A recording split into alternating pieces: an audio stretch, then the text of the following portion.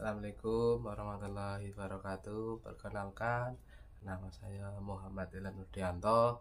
Saya mahasiswa PGSD kelas karyawan semester 4 di Unuga Cilacap. Ya, di sini saya akan mempresentasikan tentang modul ajar bahasa Indonesia. Ya, untuk memenuhi UAS mata kuliah PLP yang diampu oleh Pak Dosen Mawan Akhiriwanto MPD. Ya, langsung saja.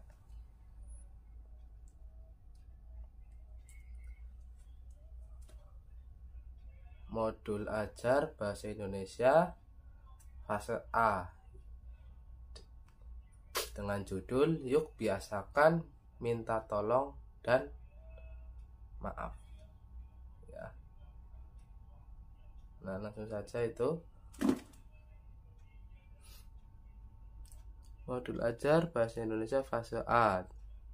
Ya, saya jelaskan dulu. Penyusunnya Beni Saputra, SPD MPD, instansinya SD Negeri 47 Pekanbaru. Lalu fasenya A, jenjangnya SD atau MI. Lalu kelasnya untuk kelas 2.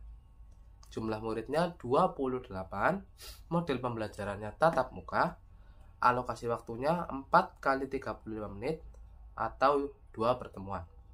Tujuan pembelajarannya, peserta didik mampu mengungkapkan gagasan secara lisan dengan atau tanpa bantuan gambar atau ilustrasi.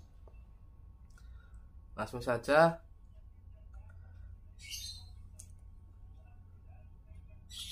ke topik yang pertama, yaitu asik bersama keluarga di rumah. Ya, saya bacakan dulu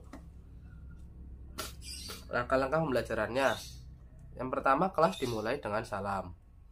Jadi guru memberikan salam terlebih dahulu, lalu menanyakan kabar dan mengecek kehadiran peserta didik serta mengingatkan untuk selalu memenuhi protokol kesehatan, ya, dengan 3M. Lalu kelas dilanjutkan dengan doa yang dipimpin oleh salah seorang peserta didik.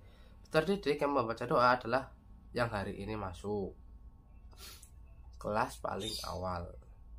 Ya, jadi yang masuk paling awal itu nanti yang memimpin doa. Lalu peserta didik diingatkan kembali tentang kesepakatan kelas dalam mengutamakan sikap disiplin dalam pembelajaran, ya.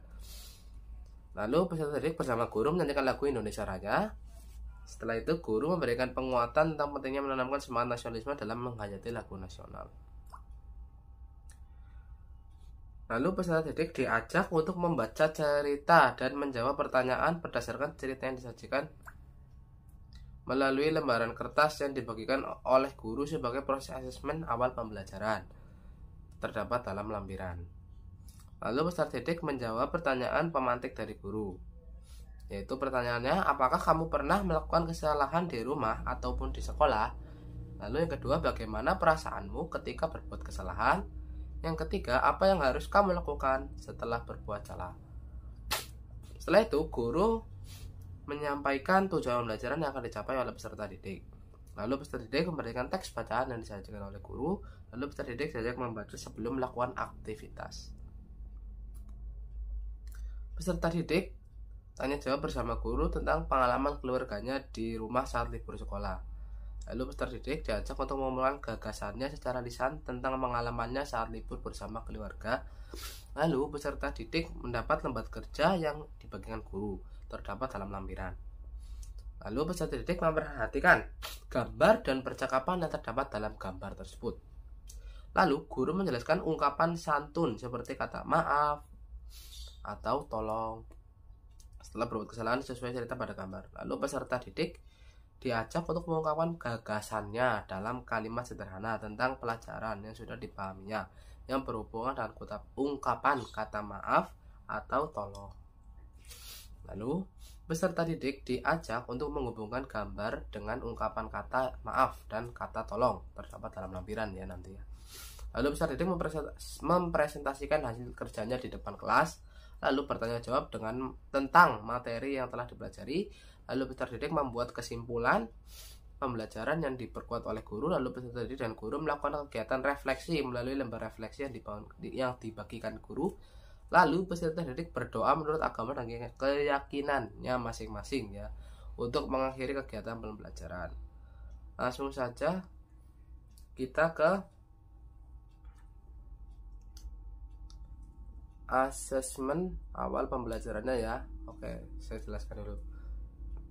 Kriterianya yaitu mampu mengungkapkan gagasan secara lisan dengan bantuan gambar, peristiwa yang memunculkan kata maaf dan kata tolong.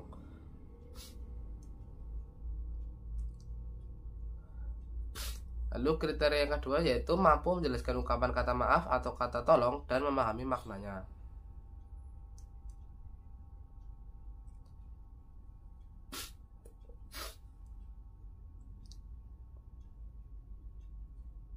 Nah, ini ada lembar asesmen awal pembelajarannya ya. Jadi di sini ada teksnya, yaitu pada hari Minggu Dayu membantu ibu membersihkan rumah. Saat mengelap meja tamu tanpa sengaja Dayu memecahkan vas bunga. Dayu takut dimarahi ibu karena berbuat salah. Dayu hanya diam sambil menangis. Ibu pun datang dan berkata kepada Dayu agar lebih berhati-hati saat bekerja. Dayu pun berterima kasih karena ibu memaafkan dan telah menolongnya membersihkan serpihan kaca tersebut. Berdasarkan cerita di atas, jawablah pertanyaan di bawah ini ya. Jadi nanti anak-anak menjawab di sini ya, berdasarkan tes di atas.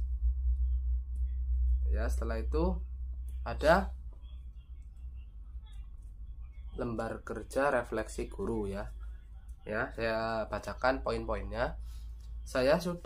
Yang pertama, saya sudah menyiapkan media dan alat peraga sebelum memulai pembelajaran. Yang kedua, saya sudah melakukan asesmen awal pembelajaran untuk pembelajaran diferensiasi yang akan diterapkan. Yang kedua, saya sudah melakukan kegiatan pendahuluan dan menyampaikan tujuan pembelajaran yang akan dicapai oleh peserta didik. Yang keempat, saya sudah mengapresiasi peserta didik yang berani menyampaikan pendapat ataupun gagasannya secara lisan maupun tulisan. Yang kelima, saya memberikan bantuan ataupun bimbingan dalam belajar terhadap siswa yang mengalami kesulitan dalam belajar. Yang keenam, saya telah mengumpulkan hasil pekerjaan peserta didik sebagai asesmen formatif atau sumatif sebagai umpan balik dan kriteria ketercapaian tujuan pembelajaran. Yang ketujuh, saya telah mengajak para peserta didik untuk merefleksi kegiatan pembelajaran yang telah dilaksanakan ya. Jadi nanti jika sudah melaksanakan, mengisi centang di kolom sudah saya laksanakan. Jika sudah tetapi belum efektif, mengisi centang di sini. Sudah saya lakukan tetapi belum efektif. Lalu jika belum, maka dicentang di sini. Masih perlu saya tingkatkan lagi ya. Seperti itu. Lalu selanjutnya ada lembar refleksi untuk peserta didik ya, untuk anak-anak. Ya, bacakan poin-poinnya. Bagaimana perasaanmu setelah menyelesaikan materi pembelajaran hari ini? Nah, nanti anak-anak dipersilahkan untuk mencentang salah satu emoji ya, istilahnya ya. Ada emoji nangis, emoji cemberut, emoji ketawa, dan emoji penuh cinta ya. Penuh cinta itu berarti anak-anak suka dengan pembelajarannya. Lalu yang kedua, apakah kamu merasa kesulitan terhadap materi pembelajaran hari ini? Silakan kamu centang salah satu kotak di atas. Yang ketiga, apakah kamu sudah mampu menjelaskan ungkapan santun seperti kata maaf atau tolong dalam kehidupan sehari-hari? Lalu dicentang lagi, dipilih lagi tadi emojinya. Yang keempat, jika perasaanmu seperti gambar di samping, kira-kira apa yang kamu inginkan dari gurumu agar kamu lebih paham dalam pelajaran tersebut ya. Jadi nomor 4 itu ada emoji seperti ini ya. Nah, gitu. Lalu nomor 5, jika perasaanmu seperti gambar di samping, coba jelaskan mengapa kamu merasa demikian ya. Nah, untuk nomor 5 emojinya seperti ini ya, full senyum masih ya. Lalu ada LKPD, lembar kerja peserta didik. Nah, ini dia LKPD-nya. lembar kerja peserta didik, nama peserta didik, lalu ada kelasnya. Yaitu ini ada gambarnya, ada dua orang ya, ada ayah dan anaknya. Ayahnya sedang mencuci mobil, lalu dibantu dengan anaknya. Ibnu, apa yang kamu lakukan? Tuh, ayahnya berkata. Maaf ya, Ibnu tidak sengaja menggores mobilnya. Terus ayahnya lagi, lain kali lebih hati-hati ya. Iya ya. Nah, seperti itu kurang lebih ya percakapannya ya. Lalu sekarang kamu bisa berdiskusi bersama guru tentang cerita yang sesuai dengan gambar di atas. Lakukan tanya jawab bersama guru tentang pelajaran yang belum kamu pahami terkait cara mengungkapkan kata maaf atau tolong setelah melakukan kesalahan. Ayo ucapkan kalimat sederhana tentang pelajaran yang sudah kamu pahami terkait ungkapan kata maaf atau kata tolong. Contoh kalimatnya, saya berani minta maaf setelah mengganggu adik bermain ya. Jadi nanti anak-anak, nih ada kolom di sini ya. Anak-anak diminta untuk membuat kalimat sederhana ya, yang mengandung kata maaf atau kata tolong ya, seperti itu. Selanjutnya ada LKPD lagi, yaitu hubungkan kata dengan gambar yang sesuai di bawah ini. Kemudian bacakan jawabanmu di depan kelas. Nih, ada gambar 4, lalu ada kata 2, kata maaf dan kata tolong ya. Lalu dihubungkan ya. Kan di gambar ini ada beberapa ini ya, peristiwa ya. Nah, nanti dihubungkan itu peristiwanya dengan kata maaf dan kata tolong. Selanjutnya, topik selanjutnya yaitu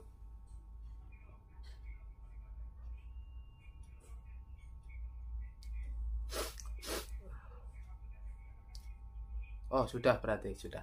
Ya, terima kasih yang sudah menyimak presentasi dari saya.